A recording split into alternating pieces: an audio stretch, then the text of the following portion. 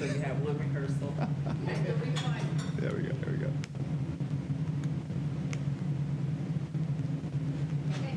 All right. Greetings and salutations, everyone. Welcome to the 1031, the Halloween edition of the APS Equity Committee. So we're going to jump in with 2 feet here. But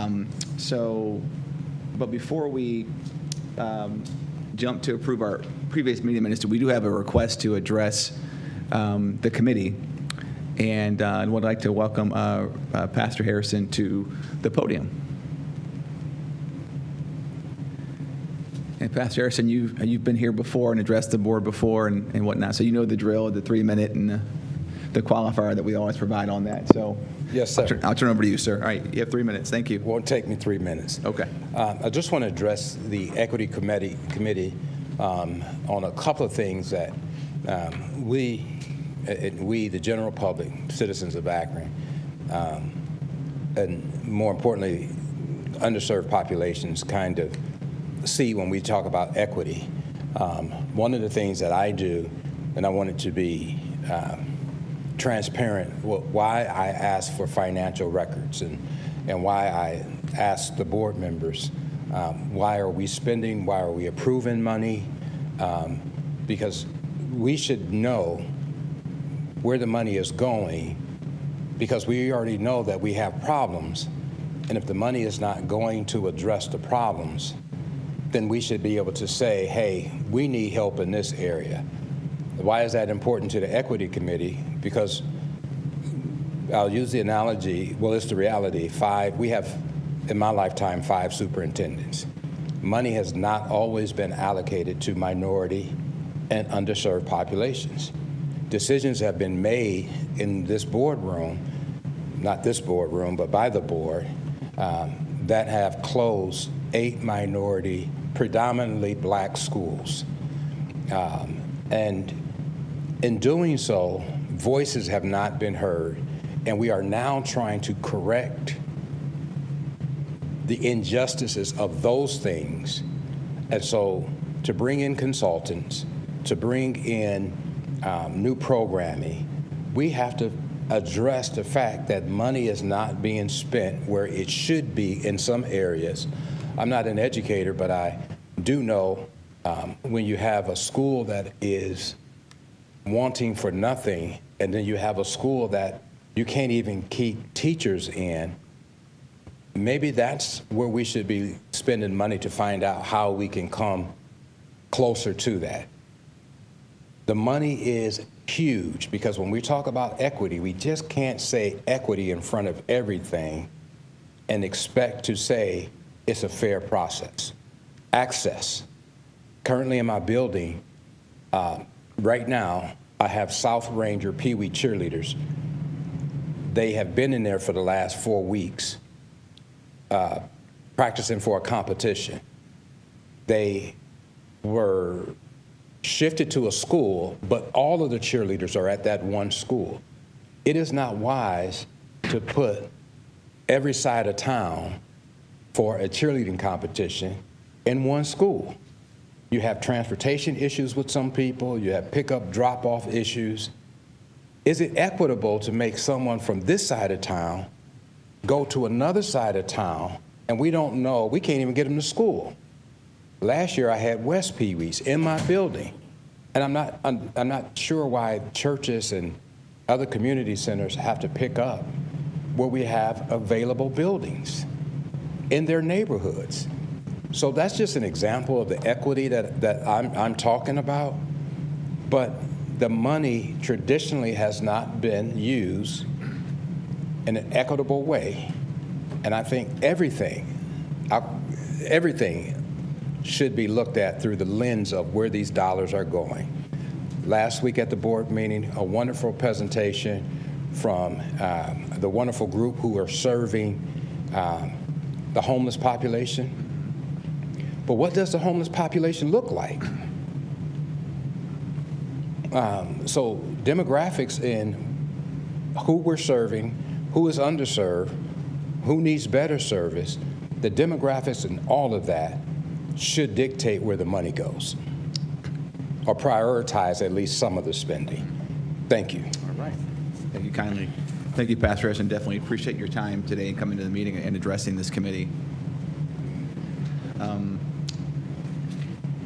Next, we want to move to approve the previous meeting minutes.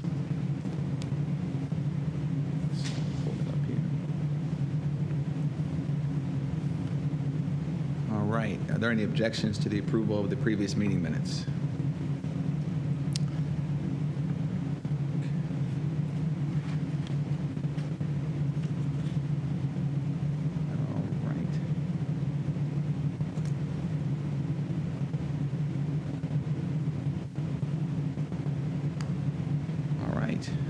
Next, we'll move to the Diversity Officer Report. Okay, thank you, Dr. Hall, and good evening, everyone. Really excited to share about the kickoff of the Excellence Through Equity / DEI advisory team. The team is about 35 individuals, a cross-functional team representing every division in the district, including teachers, administrators, central office staff, support staff, and other types of services.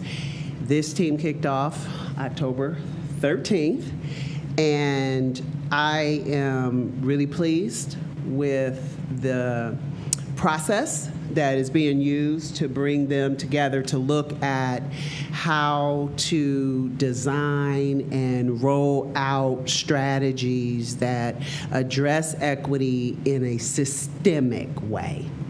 I love training. I think training is great, but we really need to think about how to systemically address equity in ways that sustain it in our district. And so what we're charging the team with as they work with the consultants who are coming in and who are pretty phenomenal, I must say, and I don't say that about everybody, but they're pretty phenomenal.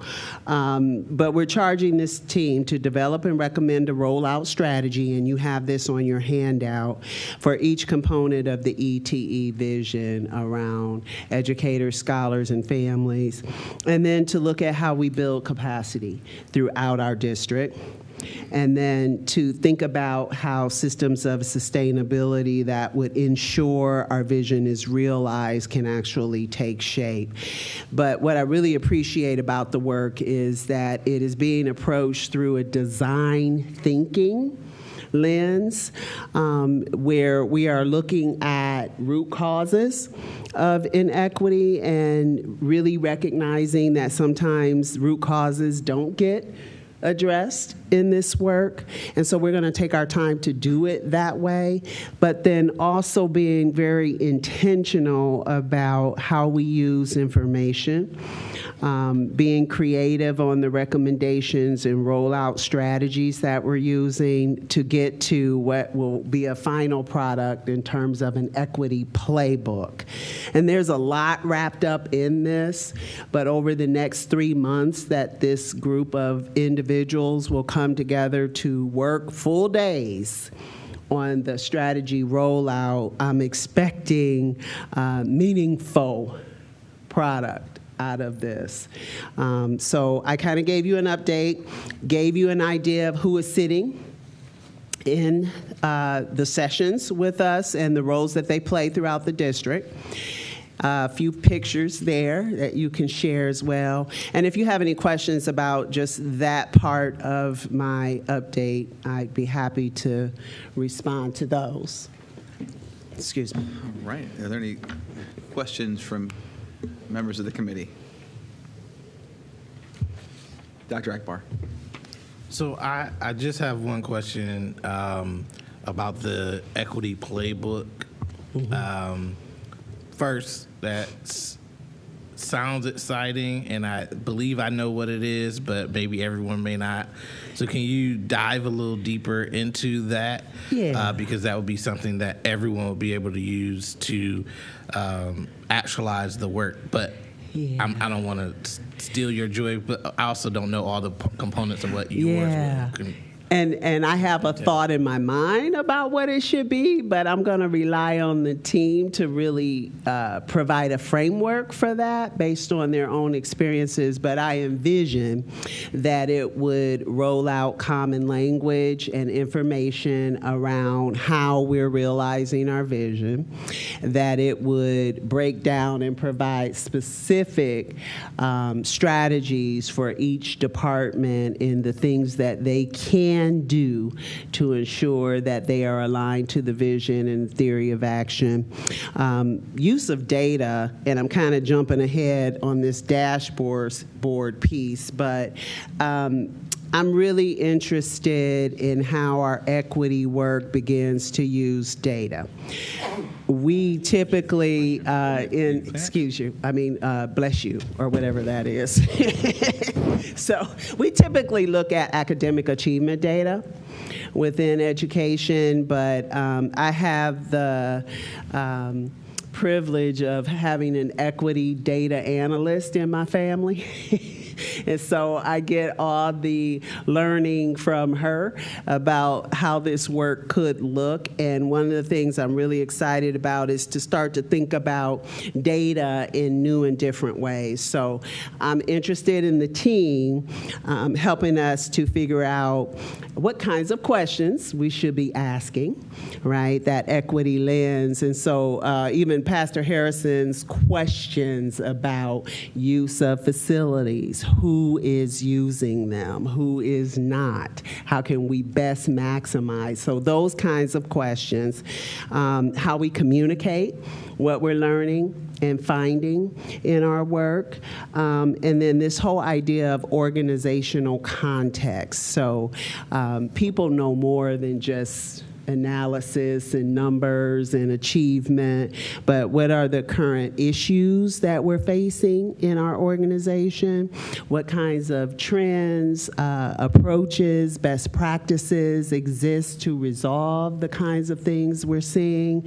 What do we need to be tackling first? How do we manage projects through an equity lens?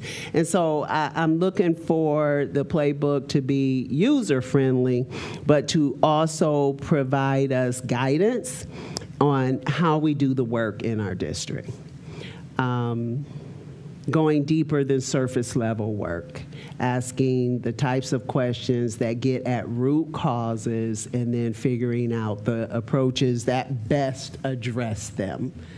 So that's my thought, but I'm letting the team do what it is designed to do, which is to think deeply about this work and to recommend those strategies to the superintendent and the board. Okay. Other questions? Dr. Ackmore? Just one final question. Again, phenomenal. Are we thinking this is a 2-year timeline? Because I don't think that's a year or short-term process. So I just wanted to see, it's good to manage expectations. Yeah, so we plan to support the teamwork between now and February, and then spend the spring, March through June, finalizing the recommendations, the rollout strategies, the playbook, presenting those to the superintendent in the spring and the board for consideration and rollout in the next school year. And it is ambitious still, but there are some things we could probably do sooner than later, and other things that might take time, because one of the things we know is going to be really important is, as we're examining our practices, there may be some things that we need to stop doing or start doing or modify, and those aren't easily done, especially in a system that has been operating in the same way for so many years.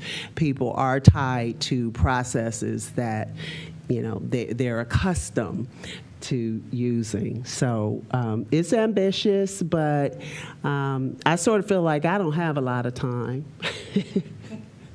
I feel a sense of urgency around this. And so there are some things that we can be doing and should be doing. Yeah. Okay. Thank you, Dr. Akbar. Are there other questions from committee members? Okay, I do have one question. Just in the spirit of transparency, I tend to ask this question whenever I see any group pulled together. Just wanted to understand, Ms. Chapman, on how did you go about selecting the folks who were part of the team? Yeah, it was a combination of those who expressed interest, and the interest came by way of their participation in district level or building level training sessions. So often when we're out and about in the district, people come up to us and they express interest in wanting to be involved in continued work. Dr. Glover, in her work with the district, also identified folks whom she knew were actually working equitably in their practice. And so you'll see some of that there. And then many others were chosen to fill gaps. So where you see representation from the business side of the house, transportation, finance office, our Project Rise folks who were here, just a couple of last week's board meeting at the presentation. So, and then we wanted to have teacher representation. We wanted to have representation across various levels within the district. What is probably missing here is the scholar voice, but it is not forgotten, because we will be working with Dreama Whitfield to bring in that scholar voice in her new role, so that we have our young people at the table helping us as we move along with this work. Okay. Yeah. Thank you. Thank you kindly. I appreciate it. Okay, we're going to move to 2.02 next. So you also have a new approach that we're testing this year with our instructional improvement days, IID days. What we're doing is level setting the entire district, and I've talked about this before, and through Dr. Caver's help, we've decided to use every hour nearly of all three of our instructional improvement days, November 8th, January 5th, and March 3rd, to be in buildings working with staff. And so this work with staff includes the socializing of the vision and the theory of action, working through some dimensions of diversity work, common language around equality, equity, social justice, looking at what culturally responsive, sustaining education is in our district, exploring school climate and culture in buildings, and that is enough for 2 hours. So you can see that each of these IID days are set for 2-hour sessions with buildings. And so this will probably be our model moving forward each year, is to use instructional improvement days to do work with buildings. And so forevermore, there will always be training happening in buildings around realizing equity or culturally responsive education practices. So it's a heavy lift. And you can notice that there aren't a whole lot of us on the training team. So myself, Wilma, and Dr. Glover are covering many of the sessions, along with Angela Carter sitting here. And so one of the things that is going to be on our wish list is to build the capacity of more training team members to help us support this work. Because if one of us is out sick, then 3 buildings miss a session on an instructional improvement day. So just to give you some background and an example of how, much we need increased capacity Yeah. of training team members. Okay. Yeah, so are there questions from the committee on this topic? I do like the way that this is planned out, and I like that you're using these days ongoing, so it's always ongoing. It's always being said, it's always being reminded, it's always being read thread, it's always being there in the forefront of what's happening. So I want to thank you guys for doing that, and I like the way it's set up. Yeah, I'm going to give credit, thank you, Mr. Alexander, to Dr. Caver, who really came up with the idea to just plug this into every instructional improvement day so that there's constantly, always an opportunity to get in front of our building staff. Yeah.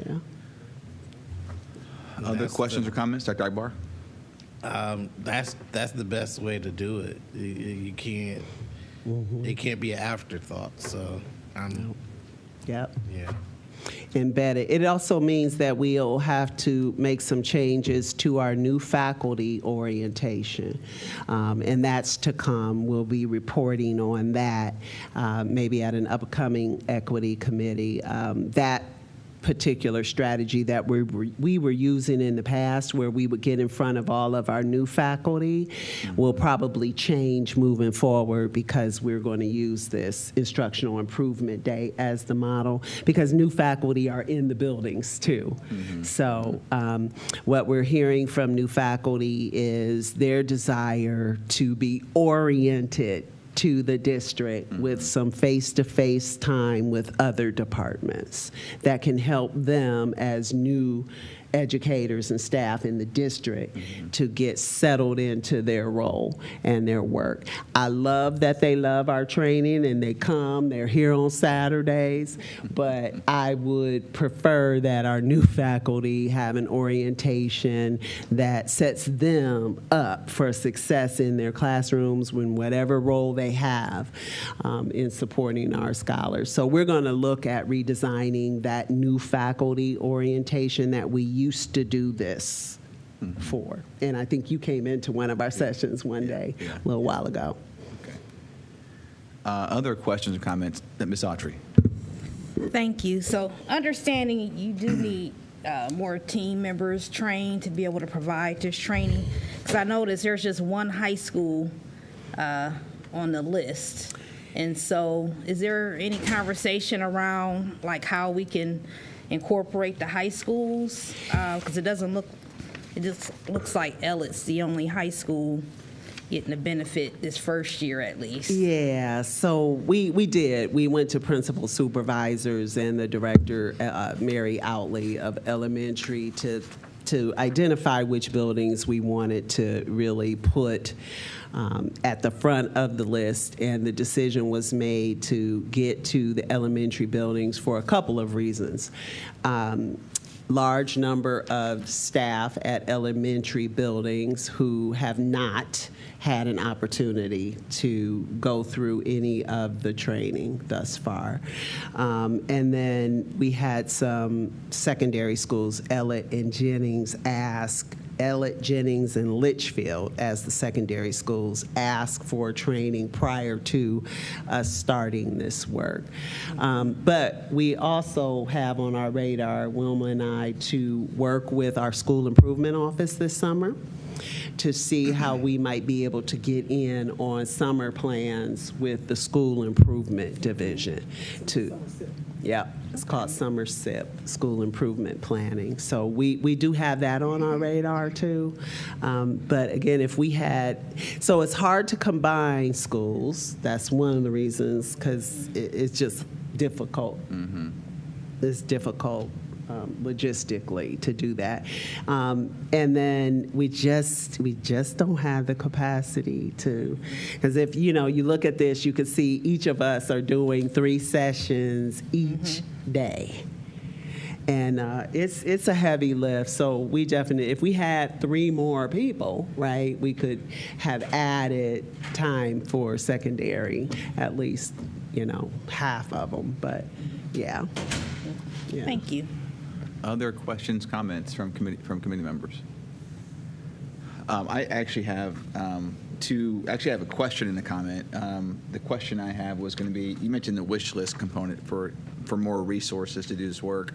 I'd like us to kind of think more about what we've been looking for in that regard. So background, experiences, for example, that of sort of ideal folks to kind of fill out the team.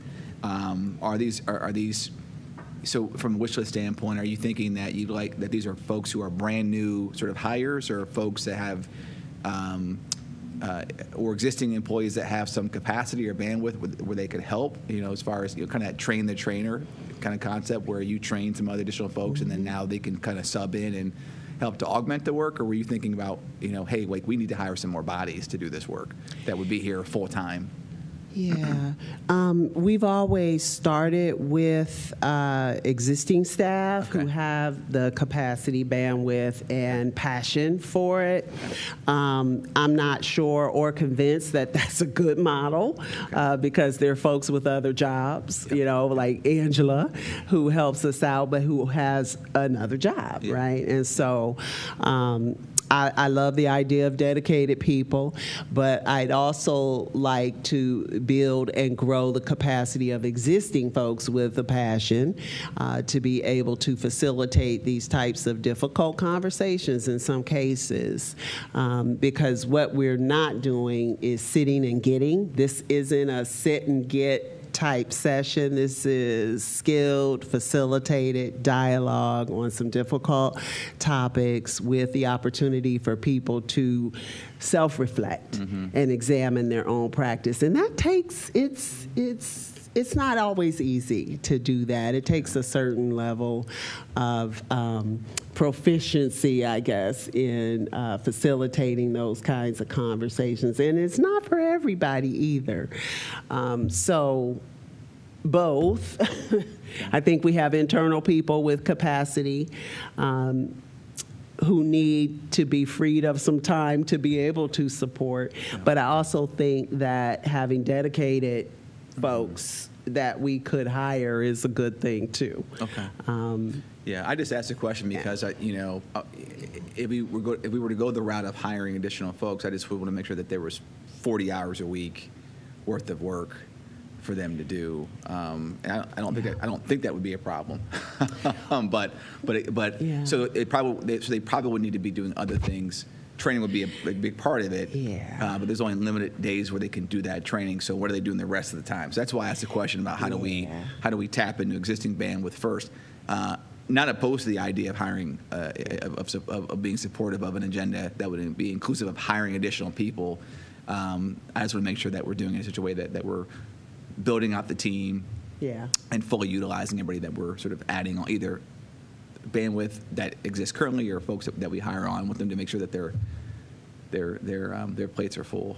And by the way, Ms. Chapman, you have 5 of the 7 board members are here in this committee meeting, right? So I think that speaks volumes for the kind of support that this committee has gotten. I mean, from the start. So you have the right audience. And I'm not sure it has to be a full-time person either. There are opportunities to bring administrative specialists back who were former employees who recently retired. And then I think part-time is an option should we decide to go that way. But I also know that there are some folks who have an interest. For instance, people who are on this team have an interest in being a facilitator. And so we just need to tap into what that looks like for them, right? Because there are some things that happen on Saturdays. There are some things that happen in the summer when people are not on work schedule. There are things that happen when they're in their roles, right, within the district. So we just need to explore what that looks like moving forward. But I think we have enough to draw on at this point in time that we could probably get a few additional people. Well, let us know how we can assist in that endeavor. The other comment I was going to make was I would really just want to encourage my board colleagues to, if at all possible, if you can pop into some of these trainings. because again, we've been very clear that this is sort of that this is our top priority, and so I think visibility, I think, is integral. To show that the board is not just talking the talk, but willing to walk the walk and be out here too. I'm not suggesting that you sit through 6 hours of training in the same day, but again, if we can, be visible and essentially sitting in on parts of these varying sessions, I think that's important to demonstrate the board's ongoing support for the importance of this work. So I know that and this is why I appreciate the calendar here in advance, so I can start plotting where I'm going and when. So, okay. If there are no other questions here, I guess we can proceed to 2.03. Yeah, so tomorrow we're going to have our third meeting about the training dashboard. This thing is like a snow. It just keeps getting bigger and bigger and bigger. So we want to be able to track visually who we've touched. Okay. Who has gone through a part 1, a part 2, a part 3, what content have they participated in, and when. Where are they in terms of their building assignment or their role in the district? What year this, and so this has become quite the project. So we're working on it. And it means that Sydney over there is tracking the attendance of every single training session we've had to date. And I think that is more than 300, 400 people. And it has to be entered into our employee data system, MUNIS, so that it can then be pulled as a report and will feed our Tableau data visualization system. So it is a project. But I think if we can do it and then add it as a layer to our equity data story dashboard, then you can start to see where critical mass is within a building of people who at least have been trained and are familiar with our common language and understanding of culturally responsive practices. We can start to look at attendance data, cross-reference it with other data pieces. It's just quite the project. So we're getting closer to it, and I hope to be able to at least show a demo of it within the next couple of months, I hope. So again, another resource need there. Yeah. So I guess the question there is, and I think someone else was going to ask this question probably as well, but this sounds like an IT resource.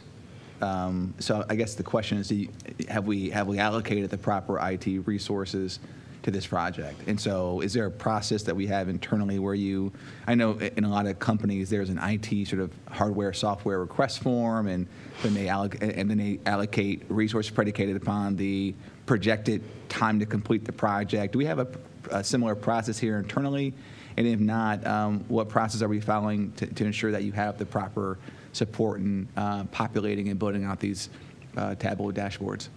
Yeah, and Wilma can jump in anytime. So we have a couple departments that we're working with.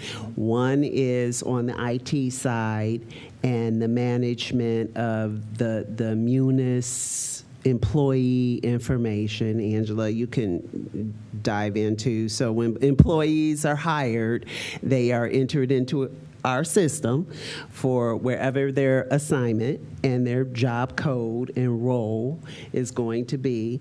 And so we have gotten Sydney access to be able to enter that they have participated in a training. And then the second department that is involved in this is the Tableau dashboard is actually a component of school improvement. So our school improvement department has assigned Dr. Pat Agley to work with us to help us feed the equity data dashboard with a training tab, right? So that we can slice and dice and connect information to other student data points. So Dr. Agley is working with us to do that. We'll know more about what it takes to make this happen as I'm documenting the whole process, because it involves more than I initially thought and understood. Gotcha. Okay. And the last question I had is, do we have any project managers on any of our teams? So folks who help to, that sort of that track, the agendas and the task lists and do the follow-up, essentially sort of form the glue, if you would, that keeps the project moving, in between meetings and whatnot. Do we have, is that a resource that we have here on staff? I know, again, some larger companies I know have project management offices that you can request a resource to be put on a project. I don't know if we have anything that's analogous to that here. Her name is Carla Chapman. Okay. Right. Okay. You're right. Well, Okay. Well, I can speak to a part of that. When Carla talked about Munis, we all have our own personal Munis information, and when there are district PDs that are put into Munis for people to sign up for, it tracks all of your PDs, and if you're requesting CEUs, it also tracks that for you as well with what's her name? Patty Russell. Patty Russell. And she makes sure that all that information is in there. So there is some form of tracking that the district keeps up with who does what PD when it's a district-led PD, and not so much when you are going out on your own and signing up for someone at a university or something. It won't track that, but it tracks anything that APS is doing district-wide that you sign up personally for in your Munis. Okay. So there is somewhat of one, but it's not a person. It's just the system. And then that would be just for the training pieces, right? Right. When you talk about project management and you look at 2.01 to 2.04, where's the glue? Who's working in between to make all of these happen? That is us. Right. Okay. Yeah. Okay. Right.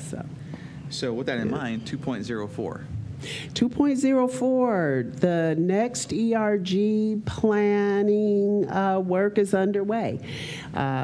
We committed to 3 ERGs. We have 2 that are functioning, and so now we're working to create a new one, new and existing employees united.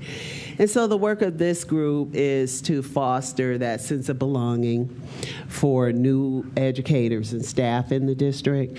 But we want to be sure that it doesn't look like or act like what human resources already does for new faculty. So we want to be careful in that it offers value to new faculty, but also supports them in ways outside of their work. So team is coming together, is it tomorrow? I think it's tomorrow, to begin the work of this new group. Okay, roger that. Yeah. And that Fantastic. is my report. Okay. Any additional comments or questions for our Chief Diversity Officer? That this is a lot of work and a lot that they're doing, and I appreciate what they're doing in the time frame they're doing in.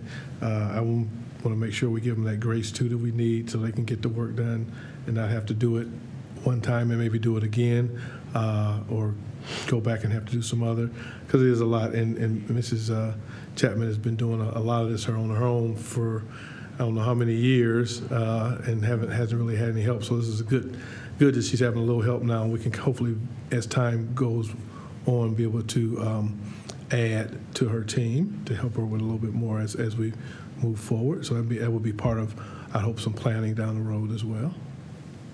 Yeah, I agree, Mr. Alexander. I think the time is coming quickly where we're going to need to pivot to provide additional resources to the work to this team, right, and in support of not just what you're doing, but what this committee as a whole is endeavoring to do. Which is why I asked that question about the wish list and the resource thing. So, we're definitely want to keep our ears open for your feedback and your your suggestions and recommendations about the timeline in which we would want to bring on those additional resources too. So we are in an era where we have allocated ESSER dollars for a plethora of different items, and so this board may need to go back and revisit said ESSER plan or proposal to ensure that there's a line item that gets created to provide some additional resources. And so, because again, if we keep saying that this is, as they say, the proof of the pudding is in the eating of it, right? So if we keep saying that this is our top priority as a district, at some point, we need to align our budget. Roger that. Yep. So, all right. Thank you, Ms. Chapman, for your update. Definitely appreciate it. We'll pivot now to Section 3 of the Equity Committee agenda and our DEI Learning Specialist, 3.01. Okay, and that's Ms. Alexander. me. Yeah, Yep. I'm just going to share today and bring you up to date. As Carla talked about, we had our first session, and part of the coaching session that Erica and I do is assist with the TNTP.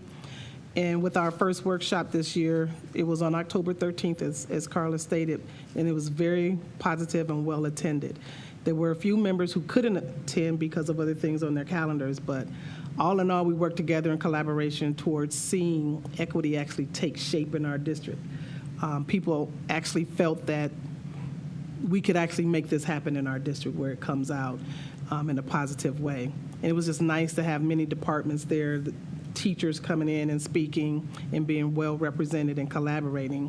There were times where we felt that maybe Erica and I needed to leave the room because of the conversations that were taking place, that they kind of held back a little bit because we were there. Mm-hmm. And so we're going to build in where before we're going to know what's going to happen in the next one, where we can just exit out without, making people feel uncomfortable to talk about the things that they really needed to talk about. But the members was reaching out and making connections with other members whom they had not had contact with on a daily basis, and they really thought that was nice. They were talking and asking questions about the work that was being done in the different departments. And I thought that the TNTP team did a great job with coaching our team, providing the resources that we needed throughout the day to make the work. And as Carla stated, we have a new hub, and we posted pictures on our hub from our workshop, and that I just thought that it was just well received, and it felt good to have that 34 people in the room working together and collaborating for the good of the district and for the good of our scholars. Looking for a good outcome, so. That's fantastic. That's fantastic. It was really great. It really was. Angela was there, and she got a chance to really do some of the work because there was so much going on. We actually didn't have enough space, so for our next meeting, we requested a larger space so that we can actually move about the room and really make the work work. Mm-hmm. Roger that. Thank you for that update. The thought that came to mind as you were talking, Ms. Alexander, was I was thinking about, it's been a while since we had an equity update at the board committee level. I know part of that's because we've had some disruption here as far as getting our cadence back on track. But I would just like to plant that seed that as you all are moving the work along, would want to provide an opportunity for you all to come to the larger board meeting to present on the good works that you're doing. I did have one question before we pivot to Section 4 here, and it's. Actually, no, I'll table my comment I'll wait till Section 5, board member sharing. So let's move to Section 4. Well, that's you, Ms. Carter. Yes. All right, this is the Human Resources Recruitment and Retention report. Yes. Mm-hmm. So some of the things that we're doing around teacher recruitment, we're actually going to have our next alternative resident educator licensure and aspiring teachers academy meeting on November 2nd. And those that were interested applied. We had over 40 people apply, so I'm very excited about that. And what happens there is they'll come on the 2nd and learn about what the expectations are as it relates to participating in the program and what the commitment is, because you have to go through the Aspiring Teachers Academy and learn about some basic APS culture. As it Oh, relates to is your microphone on? So can you start that next, so can you start over with that, Ms. Carter? Yes, yeah. So you want to start, couldn't hear so if you don't mind I'm just so running sorry. it back. Yeah, so we're talking about teacher recruitment strategy, some of the things that we're doing. So something that's happening right now is our Aspiring Teachers Academy and Alternative Resident Educator Program. We have a meeting on November 2nd. And those that were interested in this program had the opportunity to complete an application. We're going to have our first meeting on the 2nd. They're going to learn about what the expectations are as relates to being selected for the Alternative Resident Educator Program. They'll go through the Aspiring Teachers Academy. After they complete the commitments that go along with the Aspiring Teachers Academy, they'll have the opportunity to interview and be selected. And we'll select 10 people who have the opportunity to be sponsored by Akron Public Schools. Sponsored means we're going to help pay for your teaching assessment and then pay for the modules that you'll need in order to get your teacher's license. Okay. And then another thing that we're doing is we are reaching out to our current student teachers, and we've already scheduled interviews with them, and we've been going through some interviews with our current student teachers, those teachers that are graduating in December, with the possibility of hire in January if they have credentials that meet some of the needs that we have. And then also another thing that we're doing as it relates to making sure that people know about Akron Public Schools is taking the opportunity to go out and speak to some of our partner universities. So University of Akron, Kent State, I've been out to Mount Union. And so anytime we get an invitation, I accept the invitation and I go and I speak, and I am a walking marketing commercial for Akron Public Schools, because Akron Public Schools is a great place to work. I've been here for over 22 years, and I love Akron Public Schools. And so just making sure that we keep those strong partnerships. Another strategy is our PAR program, just making sure that our teachers have the proper support when they come to us, in order to make sure they have the mentoring, they know what to do when they're here, and they have teachers that they're connected to. So it's not as threatening as having a principal coming in and doing your first year evaluation. It's a peer, it's a teacher consultant. So it feels less threatening for a new teacher to have another teacher supporting them and helping them through that evaluation process. Another strategy is making sure that we're attending job fairs. We're getting our information out there, making sure that people know Akron Public Schools and know that there's opportunities here in Akron. So whether you have a bachelor's degree, a master's degree, a high school diploma, there's opportunity for you in Akron. Also, we're working with a marketing company right now. We're specifically focused on some of our college and career academy positions, because these positions are really specific to certain careers. And so right now they are drawing up a strategy, a process, and then they're going to bring that back to us. We're going to sit and meet with them as it relates to some ideas that they have as it relates to recruiting. And then also we're looking at creating some new marketing materials for Akron Public Schools, because right now, some of the stuff that we have right now is outdated. And so we just want to make sure that people understand the things that are happening here as it relates to our updated facilities that we have, the resources that we have. I mean, we have one-to-one technology with our students and our staff, and we want people to know when you come here, you're going to have the materials and the things you need in order to teach students. You're not going to have to struggle with those kind of things. Also, with recruiting, working with Mark Williamson's office, making sure that they're pushing out things on social media. And then also we're putting everything out there on all kind of job boards, K-12 JobSpot, OhioMeans.com, Indeed. So anywhere we can market any kind of professional organizations like,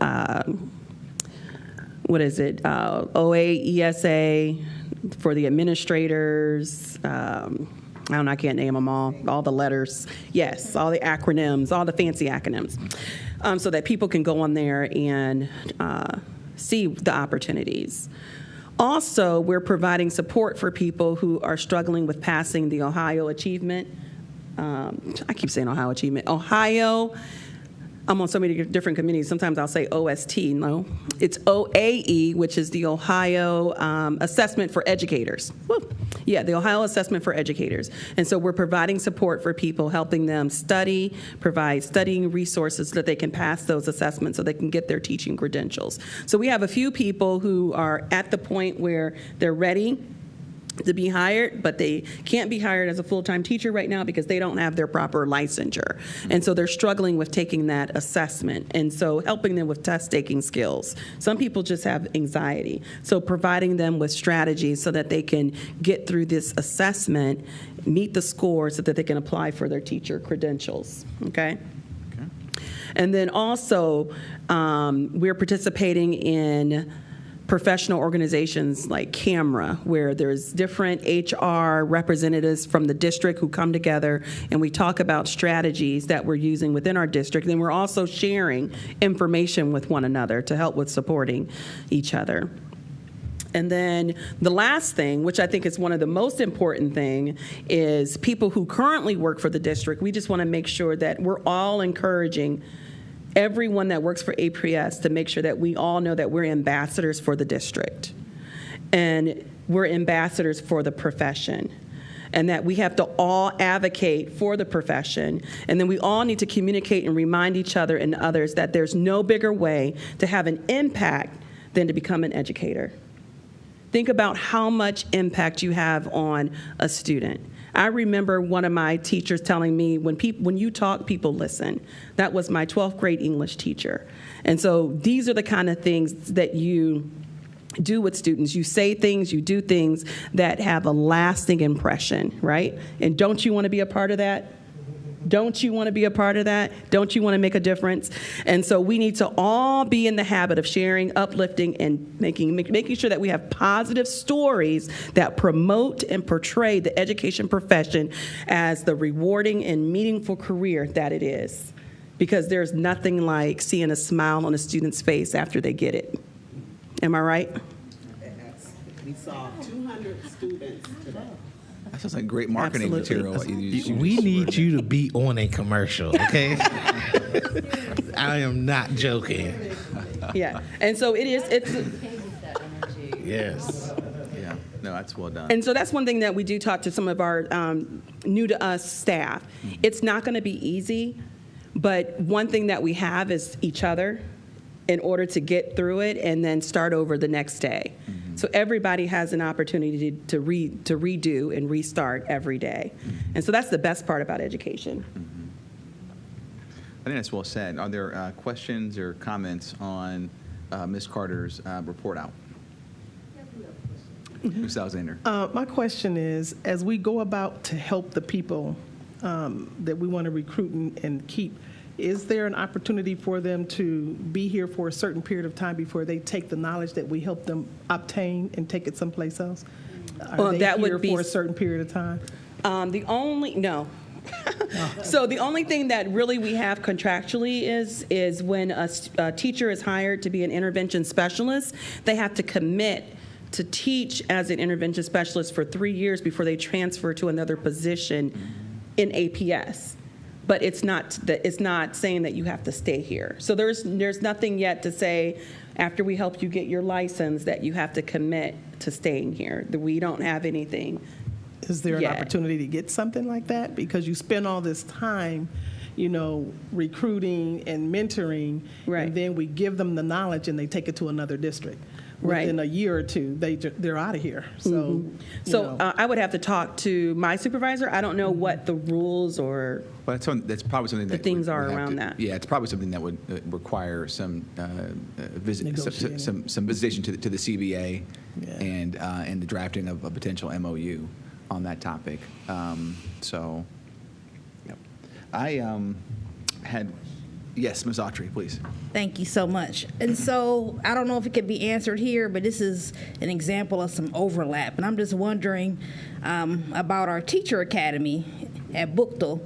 And so if there's any initiatives forthcoming possibly, or is it being considered?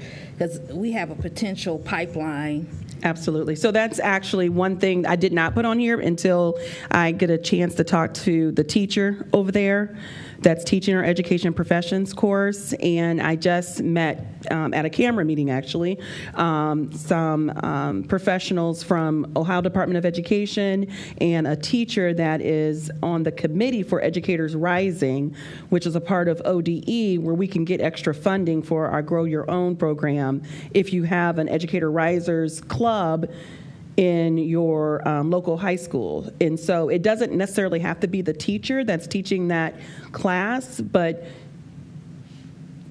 it's good if it is, because then they could just intertwine things. And they were like showing us videos and how the children get excited. They win awards for doing lesson plans. I wish you could see this video, because they're like excited because they get their lesson plans judged. These are high school students, and they win awards and things like that. And so I'm hoping that we can get an Educators Rising program going. So my goal is to talk to Marcy Ebright, because she's over CCA. I'm going to meet with the education professions teacher in hopes of getting someone to help with facilitating that program so that we can get that into Bookto High School and North, because they have early learning program over at North, and then we have our education professions course over at Bookto. Mm-hmm. Yeah, that is a really good strategy, thinking about how to make connections to the Teachers Academy. And we've been talking about that, or education professions, for a few years now. Even when Dr. Glover was here, her idea was to even go to sixth graders, right, and start at the middle school level, having those kinds of conversations. The other thing which is on a to-do list that I have is to think about restarting the Become Scholarship. And for those of you who remember Become, business, education, community, opportunity, mentoring. So that was the scholarship that we've partnered with Kent State University. I didn't know it went away. It is not gone. It is not receiving applications for students interested in going into education. So what we are trying to do is to restart that in a way that encourages more applications.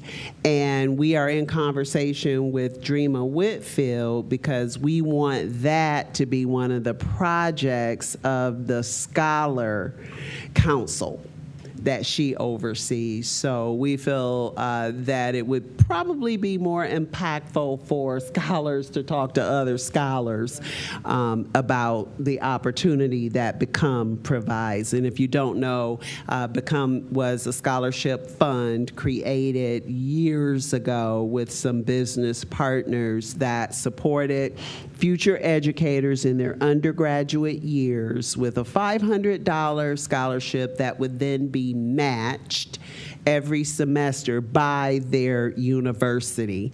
And the two university partners are Kent State and the University of Akron. With many of the changes that have taken place between the two universities, we've lost a lot of our contacts. I still have Daniel Nielsen at Kent State. Not sure about, with many of the changes at the University of Akron, who the new person is, but that is one of the things on our radar to restart, is that Become. That being said, there's another component to that that requires that we replenish that scholarship fund. And so in order that we continue to give that scholarship, we need more money in the pot to be sure that it is available to future scholars. So it's a two-part piece. There's the applications of students interested in becoming teachers, and then there's replenishing the scholarship fund to ensure that that money is available and it grows. And we may need to have some other conversations about how to do that. Roger that. If I could add, I think there's a third piece in as Carla knows, I worked on that. I was on that committee for quite a few years. That's why I didn't know it went away. But one of the challenges there that we had was this third part, which is we would have students have become scholarships every year.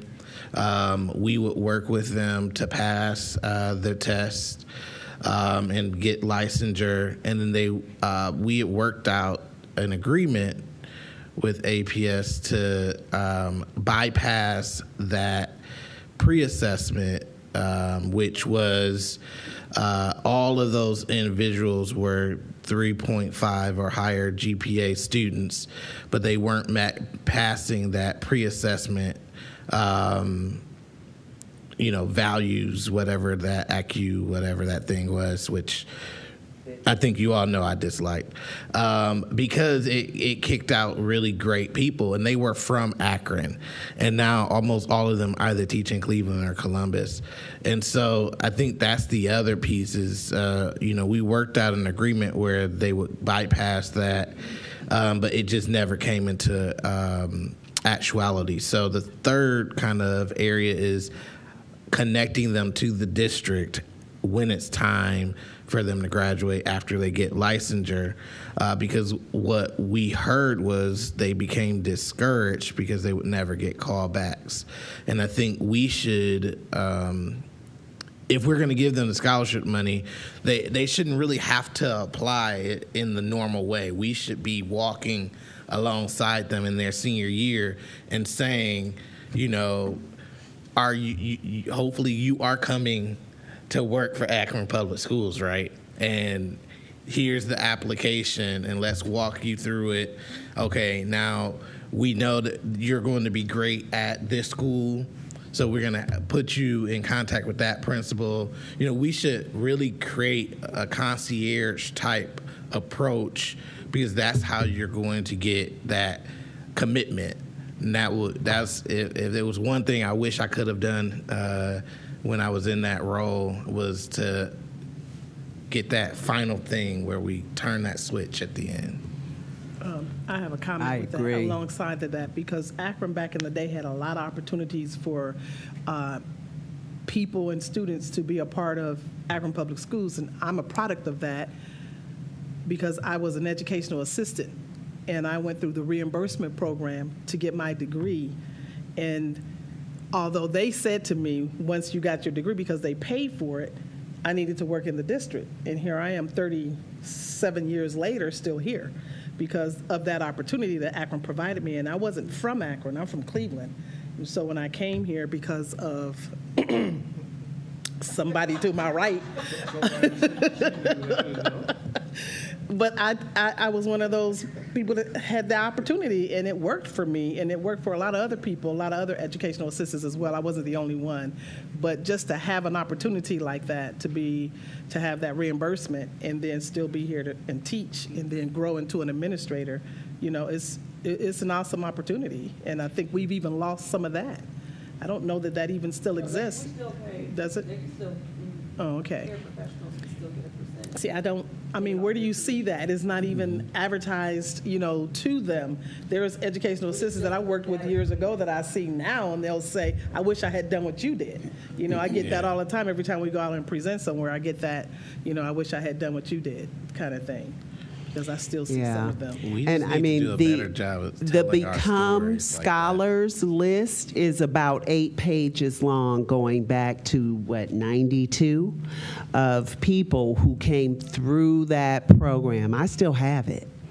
And so we have definitely missed on the opportunity to engage recent graduates of that program, and just go. It took that personal touch, Dr. Akbar. You're exactly right. Back in the day, Fred Gissendanner would go and see you and walk you through the whole thing, and that's how I got here. Yeah, Dr. Goggins.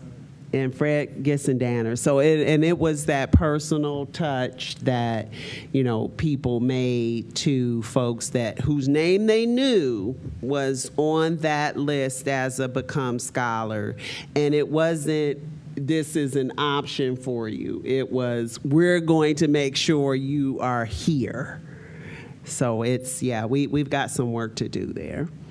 So in the interest of time, I know that we are over time as it stands now. So I want to thank the committee for a very robust discussion on a wide variety of topics today.